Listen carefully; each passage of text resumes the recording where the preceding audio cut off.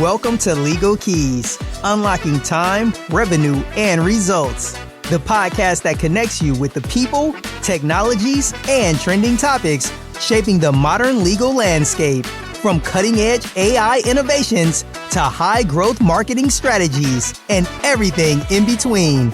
Legal Keys is your go-to resource for actionable insights. Brought to you by Faster Outcomes and hosted by Tim Sawyer, two-time Inc. 500 co-founder entrepreneur. We're here to help you navigate the tools and trends driving success in today's legal world.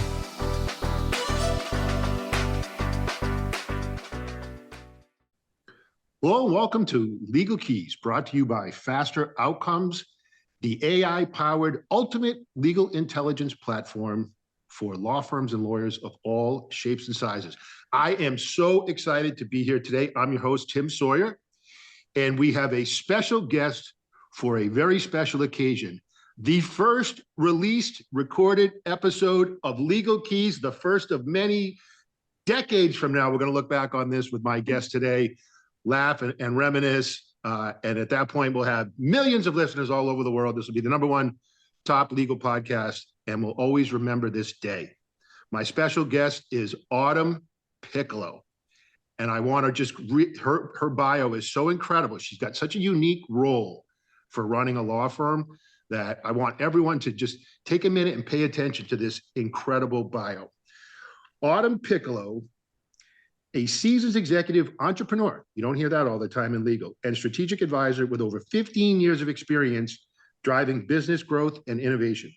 As CEO, she leads organizations with a customer-centric approach, focusing on market expansion, operational excellence. Autumn co-founded the American IV Association to support IV hydration providers and played a key role in launching Bend at Bend, a regenerative medicine clinic. So such an incredible, eclectic background. I can't wait to do this. She's also a strategic advisor and investor in Lumohs Dermaplane, helping shape brand positioning and revenue strategies. Autumn's expertise spans finance, marketing, and business development, making her a powerhouse in driving industry success. Autumn, welcome to Legal Keys. Bring her on. She sounds great. Thank you very much, Tim. I am so happy to be doing this with you and kicking this off and being part of the first episode. This is awesome. We're very excited. Epic. Yeah. This is epic. So the first thing is I'm talking to someone who's not a lawyer, who runs a very successful law firm with the title of CEO. And that's a little bit unique, right? So tell us a little bit about how did you end up at Florida Healthcare Law Firm? And what was that conversation like? Was it with Jeff? And what, tell me about that. Yeah. Okay. So yes, I am the CEO here, and I did not start that way. About 15, almost 16 years ago by now, I had actually been in the business of sales, and I was selling art. And around that time, you may recall, there was an economic downturn, 2008, 2009, and nobody wanted to buy art. And what had been a great business prior was really in a rough spot. So I actually went looking for just something to kind of get me through, because I didn't know what the time frame of that economic downturn was going to be. Yeah. And I met Jeff at a time when he had launched his practice and had been out on his own, started his own business. He had been about a year in, and it had gone kind of off the cliff. Everyone he had hired was not there. It wasn't working. He was losing money. And I think he was just desperate enough to hire me to answer the phone. Yeah, he gave me a shot. And I had been there a month or two when the only couple of people that were left walked out. People were frustrated. The business wasn't doing well and wasn't really a business. And Jeff kind of looked at me one day and said, "Do you want to stick around and see what we can create together?"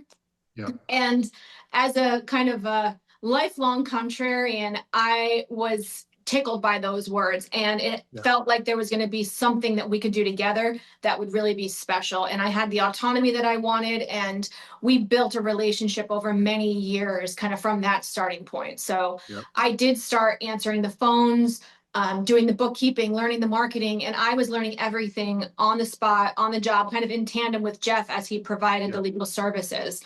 And he had enough of a reputation at that point, because he'd been in private practice for, I guess at that point, 25 years or so. Yeah.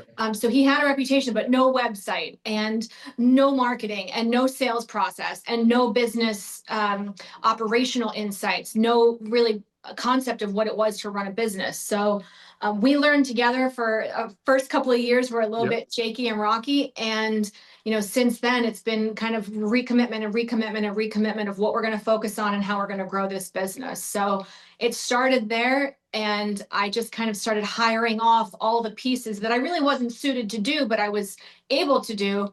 I would just hire other people to do those jobs that really were qualified and would do them better than I. So I had learned just enough to be dangerous, but not enough to stay doing them. It's so the way what I'm hearing is it's kind of like the old adage, right? You're someone who can work on the business, where it feels like someone who's trained law school, right? Their vision is, okay, they're going to look at things from inside the business. You're almost stepping above it and saying, well, first of all, recognizing that this is a business. While it says law offices of, right, it's really a business. And so talk about the uniqueness of that, right? And how did that impact decisions that you made along the way as you started to scale?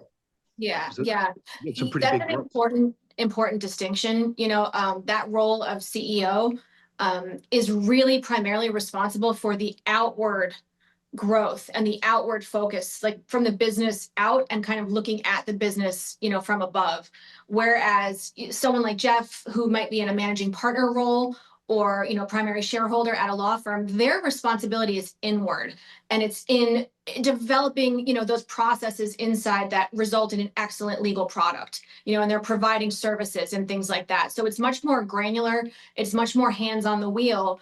And at the point in the very beginning, of course, I was learning all of the business, operational areas of focus, but also looking at them like, I shouldn't be doing this. I shouldn't be doing the bookkeeping. How can we look at what's next? How can we kind of take that leap and look at what from the outside, what the business needs? So it's definitely two different roles. And I have found a lot of times in some of the other businesses I've been involved in, it's not usually the same person who's able to kind of do both. So it's great to have someone in tandem that you're bouncing things off of, and the considerations are, well, maybe we should hire this person, and how will that impact this, and do we need this? So that we kind of did something we called the Vulcan mind meld, where it was like we kind of knew how the other person would think about it and would work together to go through every decision. And even something simple, what made us a business in the very beginning, there was no business, but business has operations and it has marketing and it has a savings account for or a war chest for when things go wrong. It has redundancy. It has so many elements that when you're starting out, you don't have any of that. And so you have that chief cook and bottle washer, which was Jeff. And that did not go very well for him. And kind of just having that second person to bounce those ideas, and also kind of who is responsible for all the other stuff. There's the service that you're offering, and then there's everything else. Everything else. So before we transition into the next topic, I just want to provide a takeaway here. So I was talking with an attorney today. He's been working in a large corporate practice his whole life. Focused on securities and exchange compliance, deals, that kind of thing. And he has come to a conclusion that he now wants to leave, and he's contemplating opening his own law firm. Yeah. And it was interesting because as he was discussing what the considerations were, whether or not to do that, it was none of it said to me that he thought about, how am I going to market this? How am I going to get clients? How am I going to, and I'm thinking going from large corporate law to not even mid-law, but single practitioner without the business focus. Like if you were talking to that avatar, I want to go from big to small, small to a little bit bigger. What are like the top 2 or 3 things you say? Here's what I would consider. Wow. I would consider right away, who's going to run the business? And kind of raising that question of, it's not you. who's going to run the business and who's going to be responsible. And again, you could encounter someone who's got that skill level of being able to do enough that you've got, that number two who's responsible for everything from the phones to the invoicing. That would be kind of number one. I would want to say who's operationally going to be responsible. And then number 2 and 3 is sales and marketing. Word of mouth and a reputation is a great start. And a lot of people kind of consider starting their own practice or their own business based on that. They feel they've developed enough of a following or enough of a skill set that it might make sense for them. But that is not reliable. That is not scalable. You often will get so successful that you are a victim of your own success because you can't focus on marketing and sales because you've got enough word of mouth, and then there's no time to do anything that would grow or scale the business. So you need that person as first and foremost, and you need a real strategy for sustainable growth and sustainable client base over time. Otherwise, you could have a really great year or two. Yeah, and then they themselves, their own, like you said, their own success becomes the limiting factor. Yeah, because they've got to service all those folks. That's really good advice. So the next thing we want to talk about, really important, as a business leader who has now decided the time is right to incorporate artificial intelligence to various degrees inside your firm. And my assumption is I'm at the bar associations. I was just at a meeting in Phoenix. The CEO of Clio gave the talk. It was all about AI. The whole conference was all about AI. You can't go anywhere in legal with folks not talking about AI. Right. And everyone's got their own unique take on it. Some people do the whole never going to do it. Other people do the whole ethics concerns. Other people, everyone's got their deal. But you've decided to make a significant investment in AI. So again, for the folks who are listening to this podcast, as a business person who is running a law firm, what were some of the factors that went into your considerations and ultimately the decision to make the investment? That's a great question. And I think one of the biggest factors, and to your point, everyone is talking about AI, and that trickles all the way and holds true for our clients. One of the biggest reasons is to be responsive to what clients and future clients are going to want. You can't kind of throw a stone without hearing someone talking about AI. And as a business that provides services, you need to make sure that you're always looking at what your clients are going to be asking for, what they're going to want. They're going to want to know, are you ahead of the time? Are you leveraging technology? Are you looking at AI as an opportunity to improve service, shrink my bill, get me the research faster, whatever it may be? Again, it's funny because one of those hallmarks of being a business is that you're considering your clients. It's not just providing services in a vacuum and someone's buying it on the computer across the world and we never meet them. And we talk to these people. We must be responsible to them. And I think that's one of the kind of responsibilities that I have, is to make sure that our positioning in the market is as a leader, and as a leader in the sense that our clients know that we're on top of everything and that we're looking at opportunities and ways to make the experience better. That actually reminds me, one of the things that Jeff said when he set out to start a firm, and this is before I knew him, he had been in an overhead sharing arrangement for 14 years, I believe. Yeah. And he kind of had hit that burnout spot of, is this all there is? And I don't like the way law is being practiced, and I want to change the world. It's one of those moments, the Jerry Maguire moments, like who's coming with me, right? He's got that vibe. I get it. Yeah, it's got that vibe. So he set out to change the way that law was being practiced. And I think a lot of the best practices that we have and the way that we run this firm and service our clients is we compete on customer service all day long. We make sure that people can answer the phone and speak with a lawyer very quickly. We believe that quality is kind of hard to compete on because a lot of customers, clients, they don't know the difference in quality. So it's kind of tricky. Price is always a moving target, but customer service, people will never forget how they feel working with your brand. And Jeff set out to kind of establish a firm that did things differently. And that kind of has woven itself through a lot of the cultural decisions that we make here. And AI is just another kind of feather in that cap of, we don't quite understand it, but it's a foregone conclusion. We want to know more, and we want to make sure that we are responsive to those clients who ask us, how are you leveraging AI? Am I getting the best possible product, paying the right price, and feeling like you guys are on top of things and like you're leaders in the field? So I have to be, kind of cognizant of that, and we've got to answer that question for our clients. Are those conversations starting to happen now? Because Yes. it feels like a couple of years ago, everybody, I use the I use the analogy of kind of lawyers didn't want to admit. It was like everybody was using ChatGPT and open source AI, which is not great for some things. And if you ask them, it was kind of like wink, nod, no, you know. And now it's almost like from some of our lawyer our clients, they're saying their clients are now saying, "Hey, you're using AI, right?" Because Yes, they want it.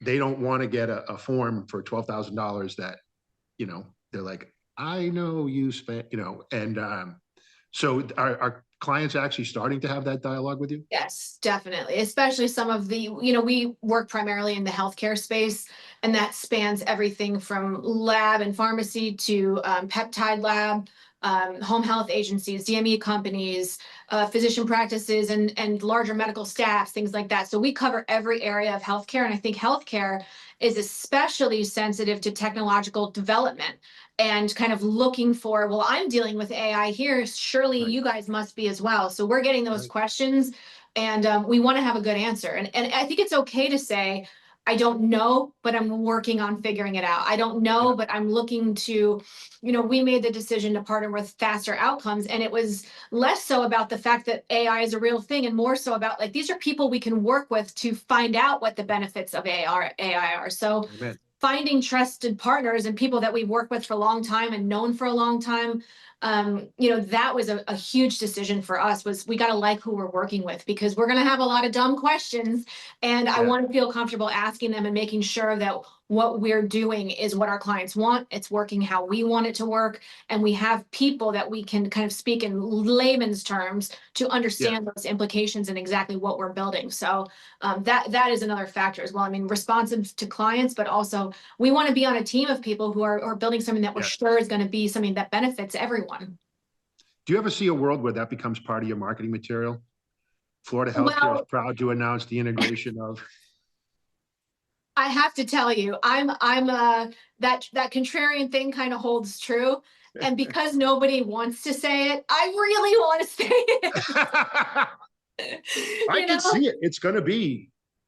Well, I think it's worth saying, and I think it's interesting to put it out there. And then again, it's almost like you're creating a focus group about what the clients want. So if I put it out there, then I can hear the questions that get asked as a result. If I say, we're proud to announce we're using AI, ask us how. That allows me an opportunity again to speak with clients and ask them questions and really make sure that what this business, not just the service delivers, but what the business delivers is a world-class experience, which is what we're focused on.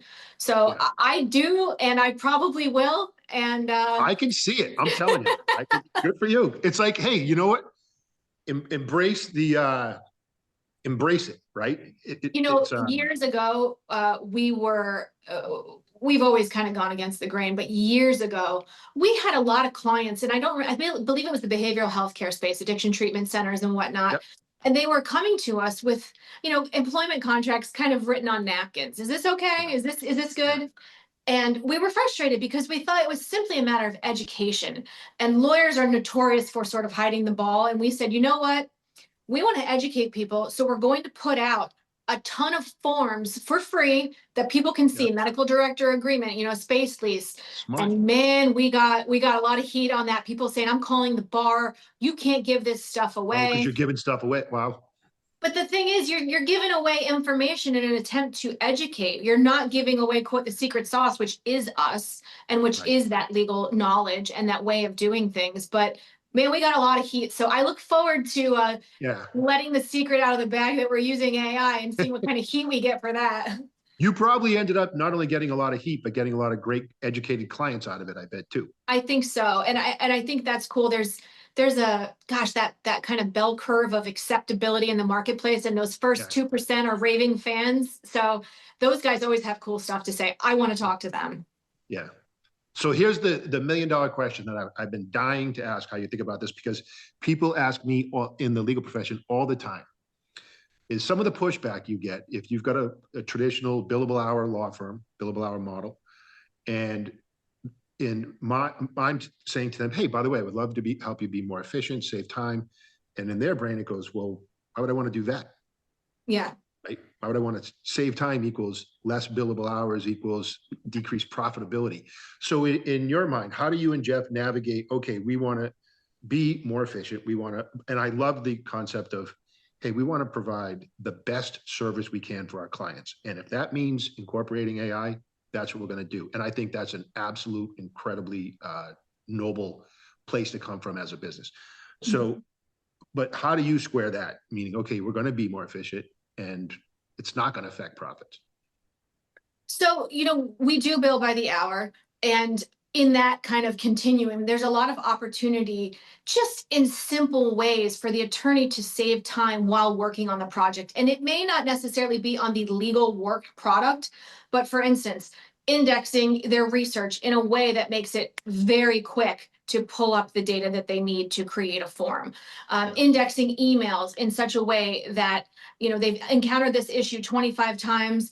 And this is kind of the approach, and it kind of, you're looking at results rather than trying to recreate things in your mind. So I don't think there's necessarily a shortcut to providing that legal expertise and guidance on certain matters, regardless of how you bill. But in that billable hour continuum, there's processes that you have to go through that are just a normal part of, kind of providing that service that can absolutely be made more efficient and should be made more efficient so that look at just the concept of having, kind of those eyes focused on the legal project and not worried about, I don't know how to sort through these files and I'm trying to find this form and I don't remember where I put it. Not distraction. You don't want distraction. Now, that's in the billable hour model. It can streamline a lot of the process and sort of quote administrative things that attorneys are doing, which typically are not being billed for anyway. Those administrative, let me just say I had to format it. And, I'm pulling in provisions from other contracts and the formatting is wrong. Having something universal that makes it a little bit sleeker and more unified, that's something that we wouldn't have billed for in the first place. So it doesn't affect it at all. Now, there's another way of billing, which we also allow here, which is a flat fee or value billing, where we're able to create, opportunities for, maybe it's a preparation of a document. And, without getting into, we're not using templates, but we are preparing a document. And there's a certain value to a medical practice, for instance, of having an employment contract that's a template that they can use again and again. So it doesn't make sense to bill by the hour anyway. So it can help, create a margin on that flat fee or that value bill that might be slightly increased that we already offer anyway. So it might just make that margin, this much better. And I think clients really like the certainty of that type of billing anyway, which is why we do it. We say it's not going to be more than this. And then as long as everyone is in agreement that that's an ethical, fair price, then how fast you get it done in terms of value billing is not relevant. How are you not teaching on the bar circuit right now? They don't hear from me. Business and AI 101. Yeah. One of the reasons I'm the CEO is also because non-lawyers cannot own law firms. And there's been some pushback on that. And there's some firms there's actually a firm out in Arizona, I believe, that's doing that in a different way. But I think that a lot of firms, especially some of the bigger ones, they see the value of having business minds working on those businesses. But we just haven't gotten to a point where non-lawyers can actually own the firms. So we get cool titles like CEO and we sort of stay thinking about AI and things like that. But maybe someday. The bar would hate me. I'll go with you. First of all, anywhere you want to go, we should take our show on the road and integrate business best practices for law firms 101. Yes. Make a killing. So let me ask you this though. I was just going to say, it's missing in healthcare too. Doctors get out of school, extensive school, they've worked so hard and they get thrown into a medical practice, and operations and business is missing there too. So, you spend so much time perfecting your craft, and that's amazing. And you become excellent at something, but that has nothing to do with being in business. And that's kind of like the dirty little secret of any, service business. I think that's amazing. And you can tell the way you're thinking about this, because you and I had another conversation, and one of the conversations we had around, you have this incredibly gifted lawyer, Jeff Cohen, one of the first boarded healthcare lawyers, and he's got this decade of work that spans 4 years, right? Mm-hmm. And that's incredibly valuable. And one of the issues that came up in a recent study, in a mid-law study, was, list your top 3 concerns. The first concern was AI in general. The second was succession planning, and succession planning for sustainable growth. Yep. And you figured out a way in your mind's eye to connect the dots with AI Yes. and succession Yes. planning. So talk about your thinking around that. Yeah, so Jeff, so actually Florida is the only state that I believe offers board certification in healthcare law. So he was from that first class that came out, and that was in the late 80s. So he's got, he's been practicing in healthcare since then. He got right into it. I believe he was with the Florida Medical Association early on in the early 90s, and a couple other firms that people would probably know the names of. But over those nearly 40 years, he's made plenty of mistakes. And that's what I'm focused on. As someone who's responsible for growth, I have no problem with mistakes, but I don't want to make them twice. So when you're dealing with a younger lawyer, often the way to learn is to make mistakes and you kind of do things better. But culturally, I want to make sure that everything that Jeff has learned and his experience, really not on the legal knowledge side, but on the business side, gets put into the processes and procedures and protocols and best practices that we have in the firm, so that culturally we have, kind of like this secondary version of him that will transcend his legacy. So, even if you had 40 years to spend with someone, which nobody does, especially in this business, you're not going to absorb everything. So to create some guardrails around the way that we practice and the way that the attorneys here practice, not in a sense to limit them, but to show them culturally, this is what we set out to do, and this is the way that we do things here. Now, it may not be the same at every firm, but we want to make sure that that value proposition from a brand perspective and a business perspective remains true for our clients long after Jeff is gone. Right. And that is something that I think is very difficult to do, is to create a warm handoff when you're dealing with clients, but it's really difficult to do, to warm hand off the firm to other attorneys. And I'm kind of looking at that and saying, what can I take from Jeff's body of work? Genius. And what can I create protocols with that will allow the attorneys who haven't had the benefit of 40 years of mistakes and learning and experience, that they can at least go, okay, well, Jeff would think of it this way, or, this protocol kind of sets out Jeff's process, and what we've discovered is the best process for, ensuring our interests and are aligned with our clients and things like that. So whatever the objective may be, we really want to keep that going. And I really want to keep that going as I sort of sit on the fence of two generations here. I've been with Jeff for almost 16 years, and we have a new attorney here. He's not new in practice, but he's new as a partner here, named Carlos Arce. And, he's a younger guy. He's been in practice for 10 or 12 years, something like that. And he'll be positioned to kind of step into that role over time. And I want to make sure he has what he needs, not just the benefit of my having worked with Jeff, but Jeff having service clients and, everything that he's learned and the way we do things. So, and to your point, there's only so much you can learn. And then when that person's gone, every day you're away from it, right? It kind of erodes what had been built. And I love the idea of basically preserving his legacy, the ability to chat with Jeff long after Jeff is gone, right? Gain insights from that. And even turn it into, the way you're thinking about this, turning into marketing assets, right? So his body of work, tell me how you thought about that when you said, hey, one of the things I want to do, not only preserve that body of work and his legacy, transfer of knowledge, but also what can we learn from that to appeal to a wider client? In healthcare, everything is regulated. So the regulatory nuances are especially pertinent, but more so the landscape awareness that Jeff has, having worked in healthcare and evolving wellness over the many years that we've been doing this. Knowing the law is not enough. You must know the landscape. You must know the instances where the landscape affected how the law was interpreted. Being able to point to, many, many years of email correspondence and work product, and distill that down to something that an attorney can go, okay, maybe I'm searching an issue, related to anti-kickback or Stark law. And I'm able to look at how Jeff has approached this in a distilled and digestible version, in the past. That would be amazing. So we're trying to build that as well. Look at you guys. All in. AI, all in. We're all in. We're all in. And I had a joke, everyone says it's artificial intelligence. That's what it stands for. And I thought, but you do need some authentic intelligence to apply it properly. And in a business context, I think sometimes it is hard to zoom out and get eyes on that business and figure out where it can go and how it can make the most sense. And luckily, I'm in a position where that's my responsibility. So I love being able to look at stuff and go, it's cool to go, I'm the guy who's supposed to be the dumbest guy in the room. Ask questions, learn more. What can we learn? What can we do better? What is out there that I don't know about? I like not knowing. I like the opportunity to learn. Genius. I love your Genius. attitude and approach. And because, by the way, it's the folks who go into it knowing what they don't know and being okay saying, you know what? Yeah. I'm pretty confident.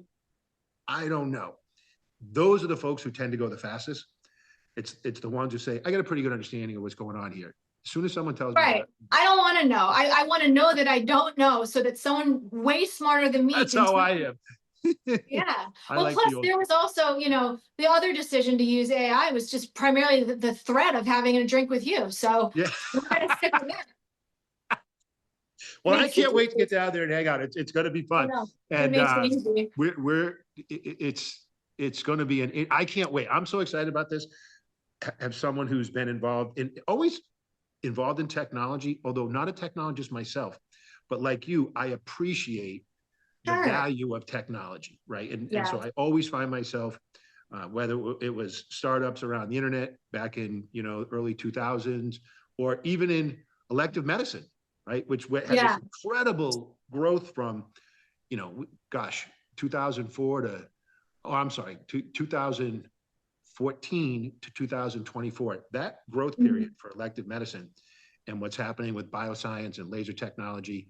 Wow. Again, I'm not a laser physicist and I'm certainly not a plastic surgeon, but I appreciate what those, that technology can do for folks, whether it's humanity or business processes or productivity. So I'm always grateful. And the best folks to bump into are the ones who say, I'm going to find a way to use this practically. Right. Not just in the abstract. And that endless curiosity, you have to remain curious. If you don't want to be curious about things and you don't want to wonder how you can be better or what you're doing wrong or what might be better, for your clients, then you shouldn't be in business. 100%. All right. So as we wind down, what's coming up for Florida Healthcare Law, for Autumn Piccolo, for Jeff Cohen? What do you guys got going on in the next 6 to 12 months? And okay, so Florida Healthcare Law Firm, we're always looking for good people. So we're always looking for healthcare attorneys who've got that business background and want to, build their own premium private practice with us at this firm. That's first and foremost. I'm always focusing on growing the team with the right people. Florida Healthcare Law Firm will also be doing some events. I think we've got in March, we'll be at the HEAL conference over in St. Pete on the west coast of Florida there. One of our clients and friends and someone who's associated with the American IV Association, Chris Seitz, he'll be putting that on through his platform, Guardian MD. The American IV Association will be there as well. We've got a lot of growth objectives there, so we'll be kind of traveling through American IV as well. The HEAL conference, it's March 6th, 7th in St. Pete, Florida. That looks really good. I'm excited to attend that. We've got members of the firm that will be speaking there. And then on the American IV Association side, I believe Jeff will be speaking on behalf of the organization. So that should be a good one. And I think we're going to be in Texas a couple times. We've got... we'll have to sync up. We want to make sure that if they're good shows, we definitely would love to be there with you. And then the American IV's annual conference, the Vibe conference, which we did in Boston last year, up your way. It's actually going to be in Orlando this year, up in Orlando in September. So we've got a pretty full calendar this year. And whether it's Florida Healthcare Law Firm or American IV Association or some of the other ventures that I've partnered with, I think I'll be out and about. So we'll definitely catch up. We're definitely going to catch up. And if folks want, let's say there is an attorney listening to this who says, you know what? Yeah, I'm not too far from them. This seems like a cool organization. What's the website? The website is floridahealthcarelawfirm.com. And you can go on there. And if you watch the video that's on there on the career page and you still want to talk to me, send me an email. Amen. You guys heard it. They're hiring. Let's go. And so lastly, you mentioned faster outcomes. We're grateful for that. If you could, sitting where you are now, wave a magic wand and in 12 months, after you've made this, investment in time, technology, and in the future, you're future-proofing your law firm? What would that 12 months ago, you know what, this is going to look like? Wow, I think it would be more of a feeling. I don't know if it would necessarily look different because we flex and grow. We add attorneys leave, things happen. But I would feel that I had, kind of accomplished the mission that Jeff set out to accomplish, which is to change the way that law is practiced.